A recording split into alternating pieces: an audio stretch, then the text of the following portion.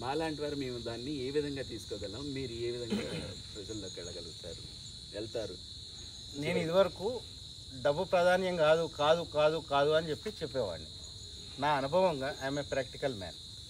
నేను ప్రాక్టికల్గా అనుభవించిన తర్వాతనే, నేను గత ఒక 2-3 నెలలుగా అనుభవిస్తున్న పరిస్థితుల దృష్టినే నేను ఇప్పుడు ఇలా చెప్పడం జరుగుతుంది. ఎందుకంటే డబ్బు ఎంత ప్రాధాన్యం అంటే, ఇప్పుడు నాదే ఉదాహరణ చెప్తాను. డబ్బు మన దగ్గర లేనప్పుడు ఎవడు మనకు విలువనియ్యడు. మన దగ్గరికి వచ్చే బంధువులు కూడా మనకు దూరం అవుతుంటారు. మన స్నేహితులు కూడా మనకు ఫోన్ చేసుడు కూడా బంద్ చేస్తారు. ఇది పక్కన పెట్టండి, ఇది అందరికీ తెలిసిందే. నా దగ్గర డబ్బు ఉంటుందో ఉండదో, నేను నా దగ్గర పనిచేసే శాలరీస్ ఎంప్లాయీస్కైనా జీతగాళ్ళకైనా నా దగ్గర డబ్బు ఉంటుందో ఉండదో అని చెప్పి ఒక 2 లక్షల రూపాయలు అడ్వాన్స్ ఇచ్చి, తర్వాత ఎట్లయినా కూడా వీళ్ళు పని చేయాలి కాబట్టి అడ్వాన్స్ ఇచ్చినా కూడా మన దగ్గర సక్సెస్ రేటు, మన దగ్గర డబ్బు లేదనుకోండి, మనకి ఇచ్చేసినాం. వానికి సంవత్సరానికి సరిపడే జీతం, 2 సంవత్సరాలు సరిపడే జీతం ఇచ్చినాం. నెలకు 10,000 ఇచ్చేటోనికి 2 లక్షలు అడ్వాన్స్ ఇచ్చినా కూడా వాడు మన దగ్గర డబ్బు లేదన్నప్పుడు మనను చిన్నచూపుగా చూస్తాడు, తక్కువ చూస్తాడు.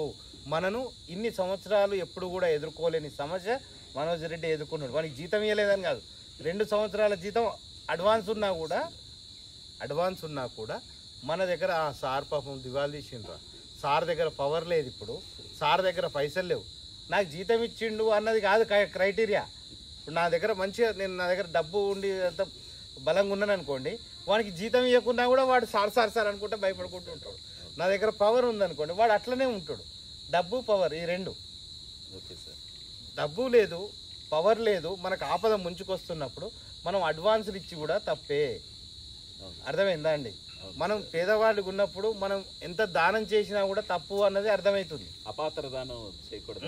ఇప్పుడు నాకు మొన్న ఒక 2-3 సలహాలు ఇచ్చింది.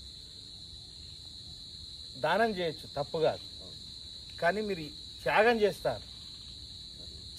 చేస్తారు, ఇది చాలా తప్పు, ఇది మీకు ముప్పు వస్తుంది అని ఎప్పటి నుంచో చెప్పుకుంటూ వస్తున్నాం.